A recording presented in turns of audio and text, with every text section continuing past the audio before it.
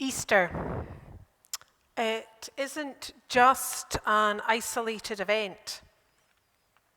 We can't take this week that we call Holy Week and view it separately from the rest of Jesus' life, or even separately from the rest of the Bible. From the beginning of time and even before then, God has been working. The birth of Christ was always going to happen because God has always had a relationship with his creation. But although the man Jesus was born, lived, and died in a fixed point in history, the work of God, the work that Jesus did on the cross, is eternal.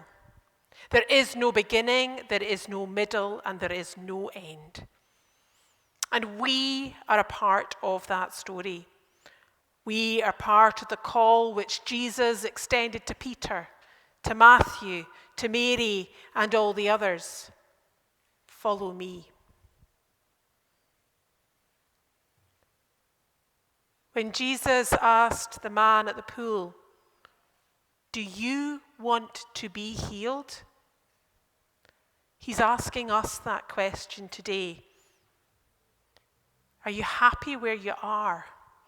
Or do you want to be somewhere different? Do you want things to change? Can you see possibilities in the future? Jesus told the woman at the well that he knew her. Not just her name, not just her actions, but her. That bit which is deep down inside us. Not wife, not mother, not son, not husband. That bit which is me. Jesus can see it. He knows it. He knows the good, the bad, and the ugly. And you know something? He loves it anyway. When Mary says to him, "I'm not good enough," she's speaking for every one of us.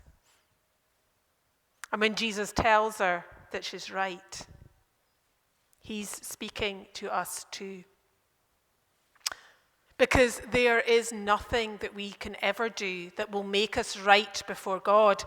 And that is why God took on human form and went to the cross. That is why the most awful day in history is called good. Not because the crucifixion was good.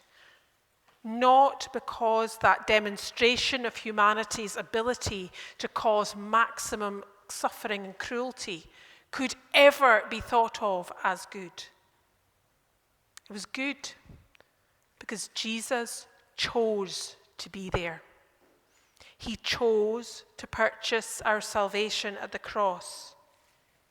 He chose to take our innate sin and allow it to drive a wedge between Father and Son.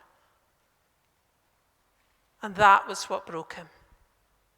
Not the pain, although that would have been beyond our comprehension. It was his separation from God.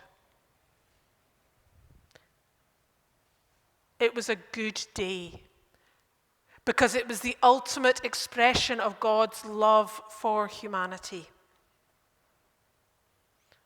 So Friday was good. How do we describe today? Triumphant, glorious, magnificent. Easter Sunday is the proof of the restoration. It is the evidence that God is greater than death, that Jesus was able to take our sin and to bury it in the grave, that he just had to take it there. He didn't need to stay with it. Within those words that we spoke at the beginning of our service, when we said that Christ is risen, you are listening. We are proclaiming God's eternity. We're proclaiming his love, his power. And we're reminding ourselves that God in heaven wants to have a relationship with every single one of us sitting here today.